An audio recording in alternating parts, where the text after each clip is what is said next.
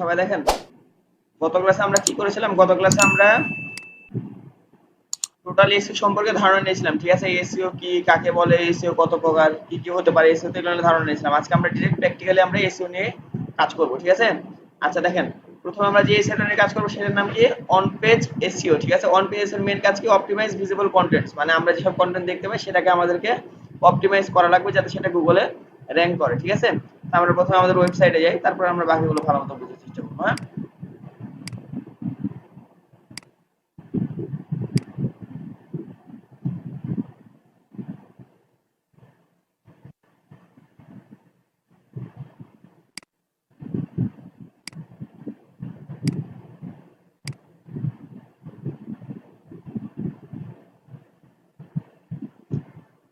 দেখেন আমাদের ওয়েবসাইটে আসার পরে জাস্ট আমরা একটা নতুন পোস্ট নিয়ে অ্যাড নিয়ে ক্লিক করলাম, যে কোনো একটা টপিক নিব, ওই রিলেটেড আজকে আমরা ফুল এসইও নিয়ে আলোচনা করব, ঠিক আছে?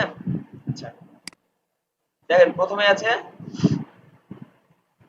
Structure of your content. একটা জিনিস মাথায় রাখবেন যে প্রত্যেকটা জিনিসের সৌন্দর্যটা যদি ভালো না হয় তাহলে কেউ এসে দেখবেন। আপনি হাজার এসইও করলেন, সবকিছু করলেন, সব ঠিকঠাক করলেন, একটা মানে সবকিছু ঠিক আছে, রিডেবিলিটি ঠিক আছে, আপনার এসইও স্কোর ঠিক আছে, এসইও সবুজ দেখালো, তারপর এখন দেখা যাচ্ছে লাস্টে দেখা যাচ্ছে কাস্টমার যে অডিয়েন্স সেটা তারা পছন্দ করছে না, ঠিক আছে? তারা যদি আপনার ওয়েবসাইট বলেন, আপনার পেজের চেহারা যদি পছন্দ না করে তাহলে কিন্তু সে আপনাদের পেজে থাকবে না। তাই মাথায় রাখতে হবে প্রথমে আগে স্ট্রাকচার ঠিক করা লাগবে। এখন যে স্ট্রাকচার দেখার জন্য আপনি একটু আইডিয়া নিতে পারেন। যদি মনে করেন আপনি ডিজিটাল মার্কেটিং কোর্স সেল করেন, ঠিক আছে?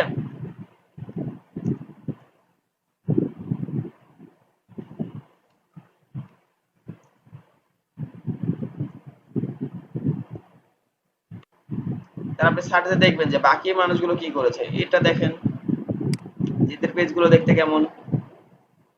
আপনি তাতে সেম টু সেম করা লাগবে এমনটা না, এগুলো কিন্তু অ্যাডস, বুঝছেন? আমি 10 মিনিটস ছিল, একটু দেখি।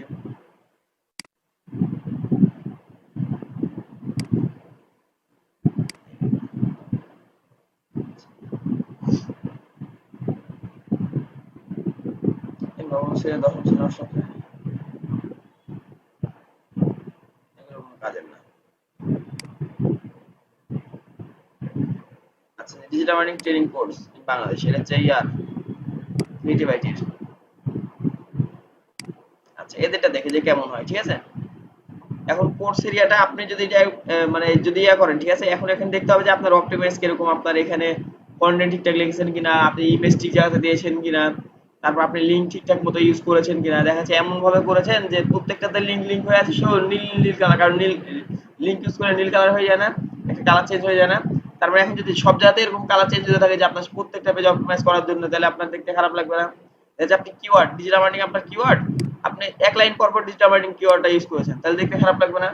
আপনার সেই জিনিসটা ন্যাচারাল লাগবে না তো? তাহলে আপনি যদি বারবার ডিজিটাল মার্কেটিং কিওয়ার্ড ইউজ করেন, মনে হচ্ছে জোর করে আপনি কিওয়ার্ড ঢুকাইছেন, এরকম তাই মনে হবে না? আচ্ছা, তাহলে আপনার এটা অবশ্যই দেখতে স্ট্রাকচার অবশ্যই সুন্দর হতে হবে যাতে মানুষের অপছন্দ না হয়। হ্যাঁ, তারপর যে কিওয়ার্ড ইন টাইটেল, আমাদের টাইটেলের ভিতরে কি থাকা লাগবে? কিওয়ার্ড থাকা লাগবে। আমি একজন মানে অন্তত একটা ওয়েবসাইটের কাছ থেকে হেল্প নিই, ডিজিটাল মার্কেটিং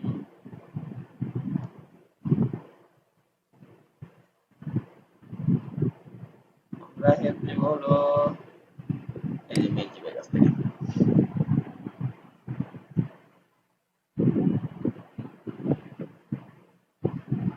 দেখেন এখানে অনেক কিছু নিয়ে আলোচনা করা আছে, আমরা ছোট্ট একটা জাস্ট লাইন নিয়ে আলোচনা করবো এখানে, ঠিক আছে? যেমন তাহলে আমাদের বুঝাতে সুবিধা হবে, কারণ আমরা এতগুলো বড় করে যদি কপি করে পেস্ট করি তাহলে অনেক সময় লেগে যাবে, ঠিক আছে, বুঝাইতে প্রত্যেকটা জিনিস। তো মনে করেন হচ্ছে inbound marketing various of digital marketing, ঠিক আছে? আমরা এটা নিলাম, মনে করেন যে এটা আমাদের টাইটেল, ঠিক আছে?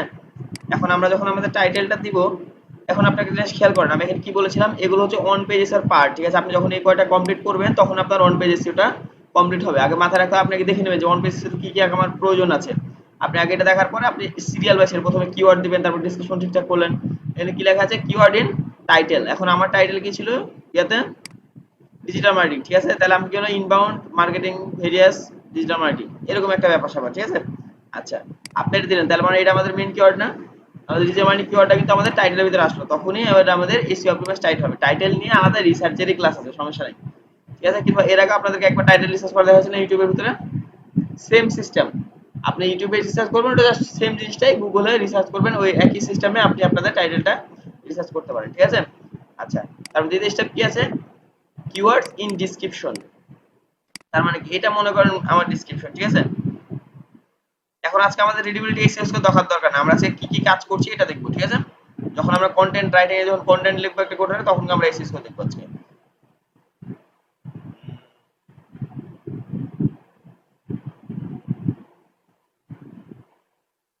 আচ্ছা ভেবে নেন এটা আমাদের কন্টেন্ট, কিন্তু আমরা কন্টেন্টের ভিতরে কোনো ইয়া রাখবো না। এটা পেস্ট করবো হচ্ছে কোনো ওই টেক্সট ছাড়া, মানে এক্সট্রা কোনো টেক্সট ছাড়া, যেমন লিঙ্ক মিঙ্ক সবকিছু কিন্তু গায়েব হয়ে গেছে, বুঝছেন। এর কিন্তু কোনো লিঙ্ক টিঙ্ক নাই, মানে ডিরেক্ট পেস্ট করলে আমার ওই লিঙ্ক টিঙ্ক সব সহ চলে আসতো, আমি ডিরেক্ট পেস্ট করলাম না কোনো লিঙ্ক ছাড়াই। ওটা করতে হলে কি করতে হবে আমাদের মাথায় আছে, জাস্ট আপনি এখানে রাইট বাটনে ক্লিক করবেন, তারপর যে পোস্ট অ্যাজ পিন টেক্সট, ঠিক আছে। প্লেন টেক্সট মানে স্বাভাবিক টেক্সটে পোস্ট করতে বলছি আর কি, ঠিক আছে। আচ্ছা তাহলে আমাদের এটা হয়ে গেল। এখন আমাদের খেয়াল করতে হবে যে ডিটারমাইনিং আমরা কয়বার ইউজ করেছি, কি বলেছে এখানে। দ্বিতীয় অপশন কি আছে, কিওয়ার্ড ইন ডেসক্রিপশন, মানে আমাদের ডেসক্রিপশনে অবশ্যই কিওয়ার্ড থাকা লাগবে। আর আমি কি বলেছিলাম, 1000 ওয়ার্ডে আপনি চেষ্টা করুন অন্তত 3 থেকে 6 জায়গার ভিতরে আপনার কিওয়ার্ডটা দেওয়ার জন্য, ঠিক আছে। এমন ভাবে দিবেন না যাতে সেটাকে দেখতে মানে ন্যাচারাল মনে না হয়। যেমন আপনার দেখা যাচ্ছে 1000 ওয়ার্ডের ভিতরে এমন এমন জায়গাতে আপনি ডিজিটাল মার্কেটিং ওয়ার্ডটা ইউজ করেছেন, তাহলে সে ওই ওয়ার্ডটা ইউজ করার কারণে ওই লাইনটাই দেখতে খারাপ হয়ে গেছে, রিডেবিলিটি খারাপ হয়ে গেছে, তার মানে দেখতে খারাপ লাগবে না, কিন্তু পড়তে তো খারাপ লাগবে। তা অবশ্যই মাথায় রাখবেন যে এমন এমন কিছু লাইন লিখবে যে লাইনে আপনি ডিজিটাল মার্কেটিং ওয়ার্ডটা ফিট করে, ঠিক আছে। আচ্ছা তাহলে এখানে একটু খেয়াল করি, এই যে দেখেন, যেমন প্রত্যেকটা লাইনের পূর্বে সে কি করেছে, ডিজিটাল মার্কেটিং দিয়ে শুরু করেছে, ঠিক আছে। এই যে আমরা কপি করে দিয়ে দেখেন, এই যে মার্ক করে দিয়েছি, ঠিক আছে। এইটা না, এটা দেখেন, দেখেন কম বেশি যে দেখেন কত জায়গাতে ডিজিটাল মার্কেটিং ইউজ করেছেন। এতটাও ইউজ করবেন না যে একেবারে দেখতে খারাপ হয়। ডিজিটাল মার্কেটিং যে অন্য কিছু ইউজ করতে পারেন, আমি ওটাও দেখাবো, ওটা নিয়ে কথা বলবো, ঠিক আছে। আচ্ছা দেখেন, তাহলে বুঝতে তো পারলেন যে আমাদের ডেসক্রিপশনে আমাদের কিওয়ার্ড, মেইন কিওয়ার্ড কিংবা ফোকাস কিওয়ার্ড কিংবা ফোকাস কি ফ্রেজ, যেটা ওয়ার্ডপ্রেসের ভাষায় যেটাকে বলছে ফোকাস কি ফ্রেজ, এখানে দেখলাম না, এই যে আমাদের রিজল্ট আগে থেকে সবুজ ফোকাস কি ফ্রেজ, এটাই তো আমাদের ফোকাস কিওয়ার্ড, তাই তো। আচ্ছা তাহলে আমাদের রিডেবিলিটিটাও মোটামুটি ঠিক আছে, এখানে বুঝতে হবে। রিডেবিলিটি ঠিক রেখে আপনাকে কিওয়ার্ড ইউজ করা লাগবে, হ্যাঁ। তারপর 3 নাম্বার আছে কি, header tag H1 H2 H3 H6, এটাকে বলা হচ্ছে হেডার ট্যাগ, ঠিক আছে। আপনাকে অবশ্যই মাথায় রাখতে হবে আপনার হেডার ট্যাগ কোনটা। যেমন মনে করেন আপনি এখানে টাইটেল কি, টাইটেল সবসময় H1 হেডার হয়, ঠিক আছে। এটা কি ছিল H1, তাহলে আপনাকে অন্তত ডিজিটাল মার্কেটিং যদি করতে হয়, ভেবে নেন যে আপনি ডিজিটাল মার্কেটিং রিলেটেড আরো কিছু লিখবেন, ঠিক আছে। এন্টারতে নামাই দিলাম, এটা হচ্ছে আপনার ডিজিটাল মার্কেটিং সম্পর্কে পয়েন্ট। আপনি ডিজিটাল মার্কেটিং এ যে এখানে লেখা আছে inbound marketing various digital marketing, ঠিক আছে। আর এখন আপনি চাচ্ছেন ডিজিটাল মার্কেটিং রিলেটেড একটু বিস্তারিত লিখতে, আপনি কি করবেন, এটা মনে করেন যে, তাহলে দেখেন আমাদের ইয়াতে কি ইউজ করা লাগবে, হেডার ট্যাগ ইউজ করা লাগবে, এটাকে বলা হচ্ছে কি হেডার ট্যাগ, ঠিক আছে। আচ্ছা এখানে দেখেন হেডার ট্যাগ কত পর্যন্ত হয়, 1 থেকে 6 পর্যন্ত। আমরা যদি এখানে ক্লিক করে দেখি যে 1 2 3 4 5 6, ঠিক আছে। আপনি ভেবে নেন যে এটা একবার ইউজ করলেন এখানে, আবার সেম জিনিসটা আপনি,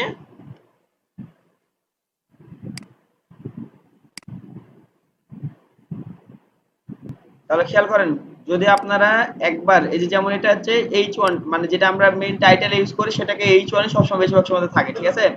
আপনার পরে যখন মনে করেন যে ডিজিটাল মার্কেটিং ওয়ার্ডটা আপনার ইউজ করা দরকার আছে, আপনার এখানে আপনার পয়েন্টগুলো শো করাবেন ডিজিটাল মার্কেটিং ওয়ার্ডটা লেখার পরে, তাহলে এই কি আছে H2, H2 দেওয়ার পরে আপনি কিন্তু আপনার পুনরায় আবার H2 ইউজ করতে পারেন, সমস্যা নাই।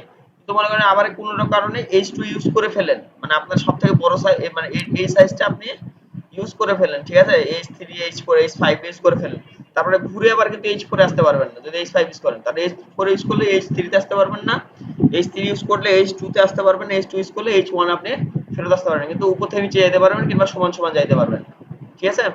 এটা কিন্তু এসইও এর একটা নিয়ম, এটা কিন্তু চেঞ্জ করা যাবে না, ঠিক আছে। আচ্ছা তারপরে যাই, তারপরে যেটা আছে ইমেজ অপটিমাইজেশন, যেমন হচ্ছে সাইজ।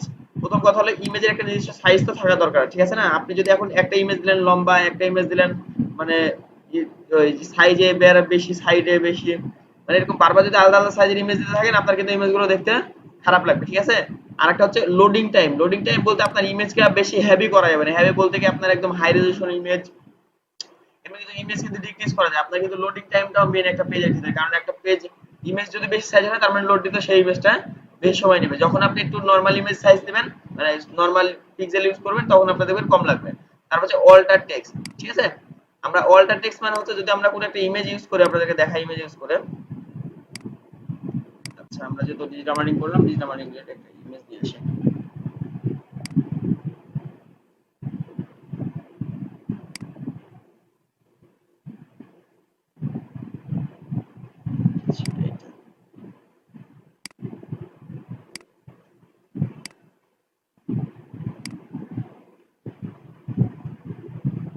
ইমেজটা আমরা এখানে ইউজ করলাম মনে করেন, ভেবে নেন, ঠিক আছে। ডাইরেক্ট পেস্ট করলাম।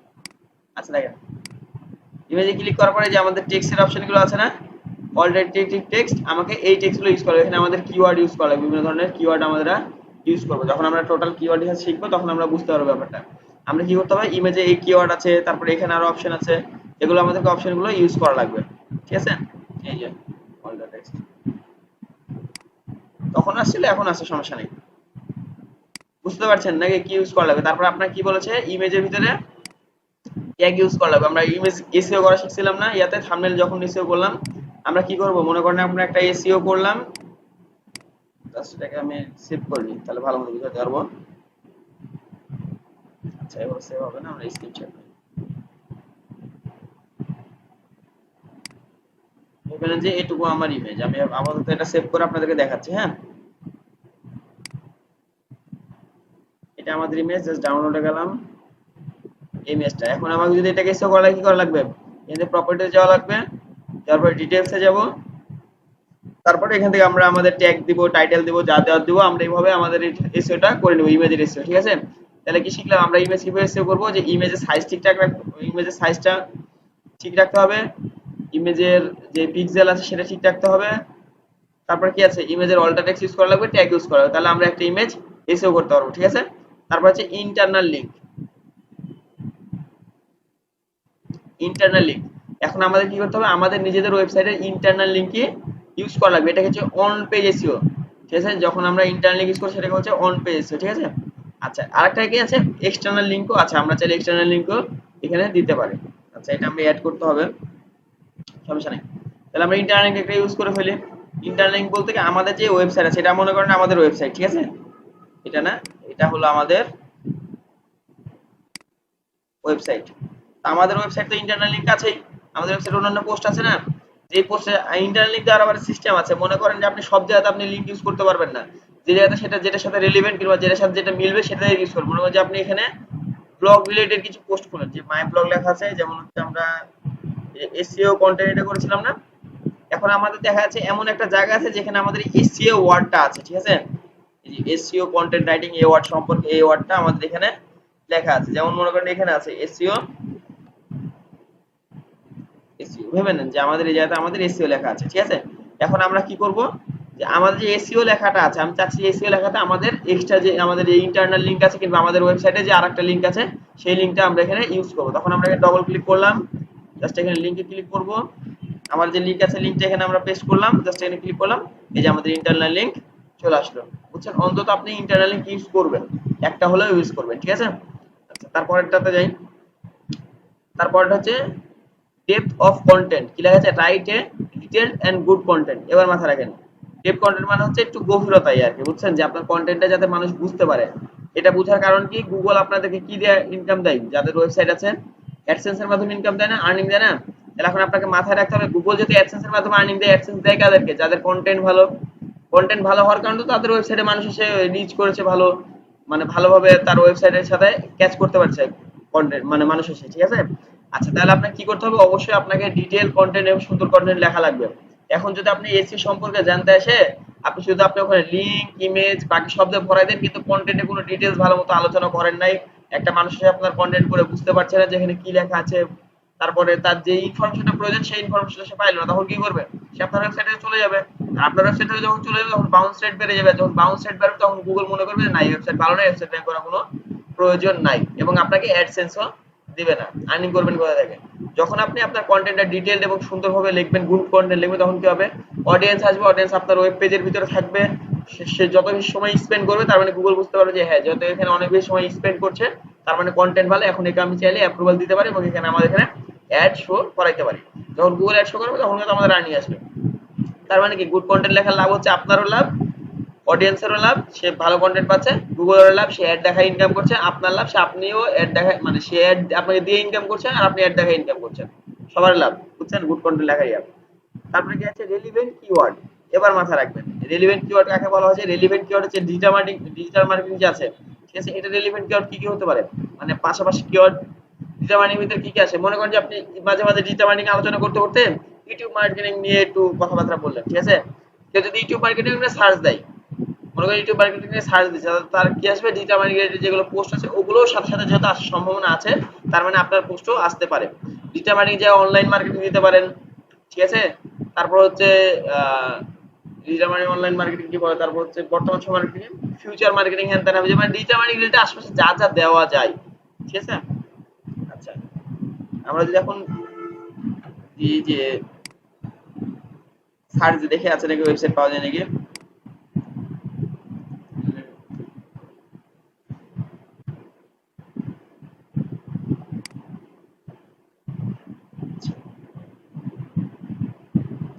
দেখি প্রথমে অনেক কয়টা আছে দেখি।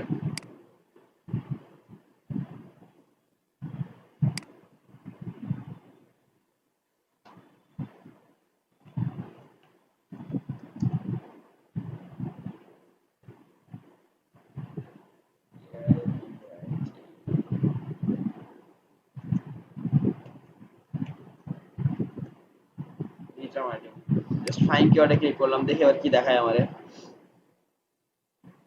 আমি চেষ্টা করছি relevant keyword, digital marketing agency, what is digital marketing, freelancing digital marketing.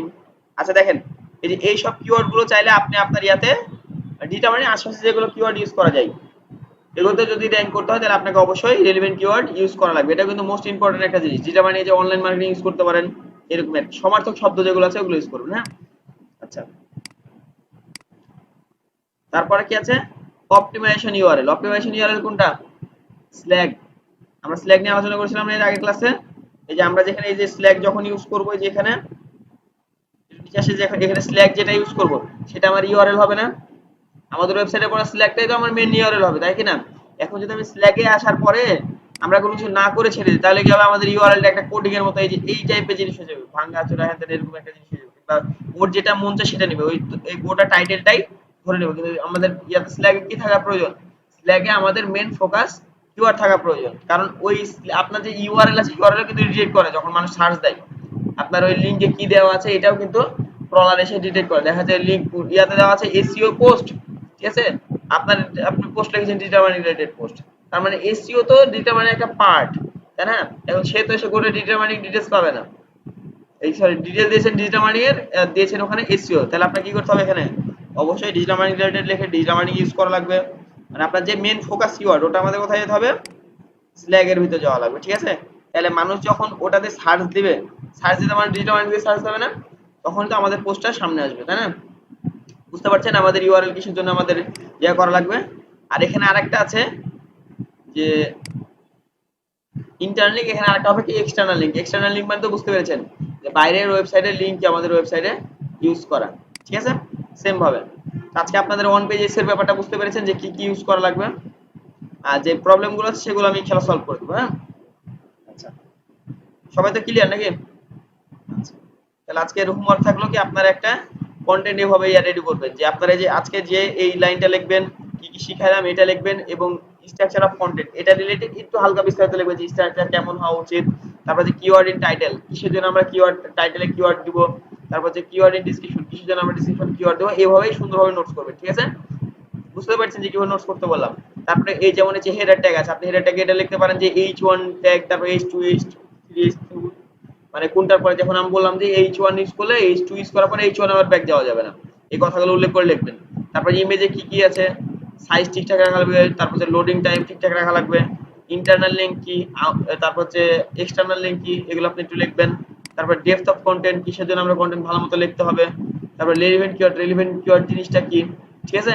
তারপর হচ্ছে অপটিমাইজেশন ইউআরএল, আমরা কিসের জন্য ইউআরএলটা অপটিমাইজ করব, এভাবে বিস্তারিত লিখবেন কিন্তু, ঠিক আছে। কেউ ছোট করে লেখেন কারণ পরীক্ষাতে আসলে তখন লিখতে পারবেন না, বুঝতে পারছেন?